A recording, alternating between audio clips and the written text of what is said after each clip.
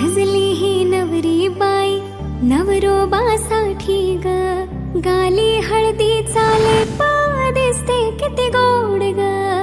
आई बाबांची लाडकी सासरला जाईल ग, सुखी राहा दिल्या घरी तो रडू नको बाई ग. येणार नवऱ्याची स्वारी घेऊन मर्दानी थाट, लाडकीला घेऊन जाय